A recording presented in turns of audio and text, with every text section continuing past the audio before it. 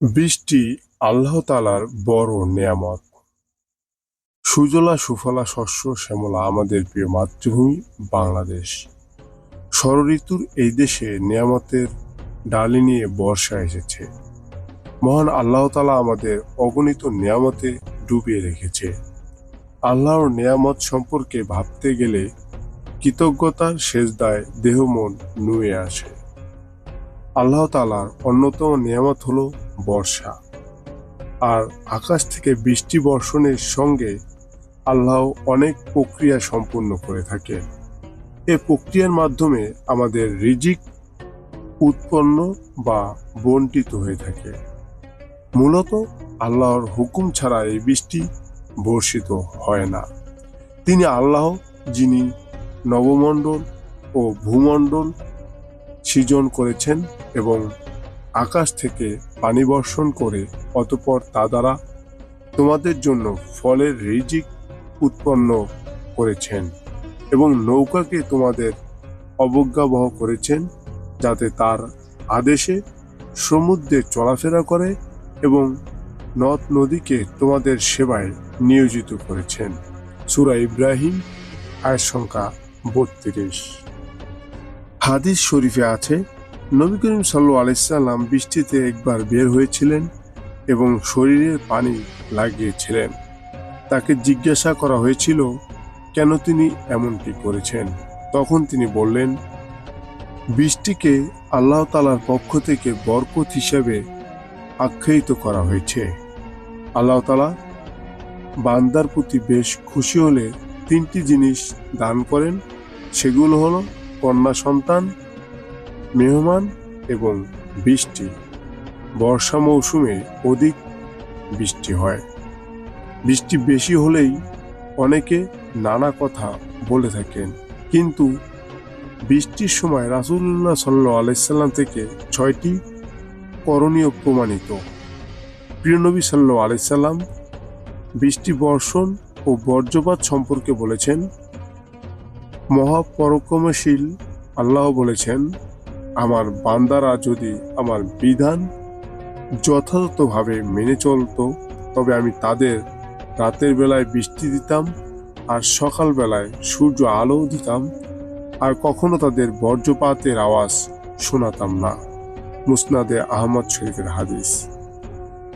বৃষ্টির সময় মুমিন মুসলমানের 6টি করণীয় রয়েছে। বৃষ্টির উপকারী ও ক্ষতিকর বিষয়গুলো তাতে উঠে এসেছে। হাদিসের একাধিক বর্ণনায় এই করণীয়গুলো সুস্পষ্ট। বৃষ্টির সময় কল্যাণের দোয়া করা। যখন বৃষ্টি হয় তখন বৃষ্টি থেকে উপকার পেতে দোয়া করা জরুরি। বৃষ্টি শুরু হলে রাসূল সাল্লাল্লাহু আলাইহি সাল্লাম কল্যাণ ও উপকার পেতে 3 শব্দের ছোট একটি দোয়া বেশি বেশি পড়তেন। তা হলো, আল্লাহুম্মা সাইয়্যিবান নাফিয়া। বুখারী, নাসাউত। অর্থ, হে আল্লাহ, আপনি মুষলধারায় যে বৃষ্টি দিচ্ছেন তা যেন আমাদের জন্য উপকারী হয়। বৃষ্টিতে অল্প সময় ভেজা। হাদিসে এসেছে, হযরত আনাস রাদিয়াল্লাহু তাআলা আনহু বর্ণনা করেন, আমরা রাসূল সাল্লাল্লাহু আলাইহি সাল্লামের সঙ্গে থাকাকালীন একবার বৃষ্টি পড়তে শুরু করে। রাসূল সাল্লাল্লাহু আলাইহি সাল্লাম তার পরনের কাপড়ের কিছু অংশ তুলে ধরলেন, যাতে করে তার শরীরের কিছুটা বৃষ্টির পানি লেগে যায়। এরকম করার কারণে জানতে চাইলেন। রাসূলুল্লাহ সাল্লাল্লাহু আলাইহি সাল্লাম বলেন, এটা বৃষ্টি এইমাত্র আল্লাহর কাছ থেকে এসেছে। মুসলিম শরীফের হাদিস। বৃষ্টি শুরু হলে দোয়া করা। দোয়া কবুল হওয়ার বিশেষ সময়গুলোর মধ্যে বৃষ্টির সময়ও একটি। প্রিয় নবী সাল্লাল্লাহু আলাইহি সাল্লাম বলেন, 2 সময়ের দোয়া কখনো ফিরিয়ে দেওয়া হয় না। 1 আজানের পরে করা দোয়া, আর 2 বৃষ্টির সময় করা দোয়া। বৃষ্টির জন্য দোয়া ও ক্ষতি থেকে আশ্রয় চাওয়া। ঝড় বৃষ্টির ভারী বর্ষণের ক্ষতি থেকে বেঁচে থাকতে আল্লাহর কাছে আশ্রয় চেয়ে দোয়া করাও সুন্নত। দীর্ঘ এক হাদিসে এসেছে, বজ্রপাতের সময় দোয়া করা। বজ্রপাত মহান আল্লাহ তাআলার মহাশক্তির এক ছোট নিদর্শন। এতেই মানুষ বিচলিত হয়ে পড়ে, যার উপর বজ্রপাত হয় তার মৃত্যু অনেকটাই নিশ্চিত। বজ্রপাত থেকে বাঁচতে আল্লাহর কাছে ক্ষমা প্রার্থনা ও দোয়া করতে বলেছেন বিশ্বনবী সাল্লাল্লাহু আলাইহি সাল্লাম। উপকারী বৃষ্টির জন্য কৃতজ্ঞতা প্রকাশ। বৃষ্টিপাত বন্ধ হলে আল্লাহর কাছে এই বৃষ্টি সবার জন্য উপকারী হতে, কিংবা বৃষ্টি বন্ধ হলে আল্লাহর কাছে এ দোয়া করা সুন্নাত।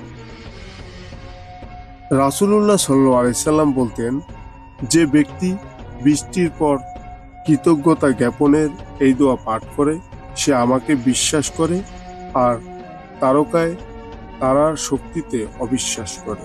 তা হলো উচ্চারণ মুত্তিরনা বিফাদলিল্লাহি ওয়া রাহমাতিহি, অর্থাৎ আমরা আল্লাহর দয়া ও করুণার বৃষ্টি লাভ করেছি। বুখারী ও মুসলিম শরীফের হাদিস। সুতরাং মুমিন মুসলমানের উচিত বৃষ্টির সময় ও বৃষ্টির পরবর্তী সময়ে হাদিসের নির্দেশিত 6টি সুন্নাত যথাযথভাবে পালন করা জরুরি। সম্মানিত শ্রোতাবৃন্দ, আল্লাহ রাব্বুল আলামিন আমাদের বৃষ্টি, বন্যা বিভিন্নভাবে আমাদের পরীক্ষা করেন এবং আমাদের কিভাবে ভালো হবে কি মন্দ হবে এগুলো সবকিছুই আল্লাহ রাব্বুল আলামিন, তিনি সর্বক্ষেত্রে সর্বজ্ঞানী। আল্লাহ রাব্বুল আলামিন বন্যা দিয়ে আমাদের পরীক্ষা করেন। বিপদে ধৈর্য ধরুন। ধৈর্যশীল ব্যক্তির জন্য আল্লাহর রহমত খুবই সন্নিকটে। আজকের এ পর্যন্তই। সবাই ভালো থাকুন, সুস্থ থাকুন। আসসালামু আলাইকুম ওয়া রাহমাতুল্লাহি ওয়া বারাকাতুহু।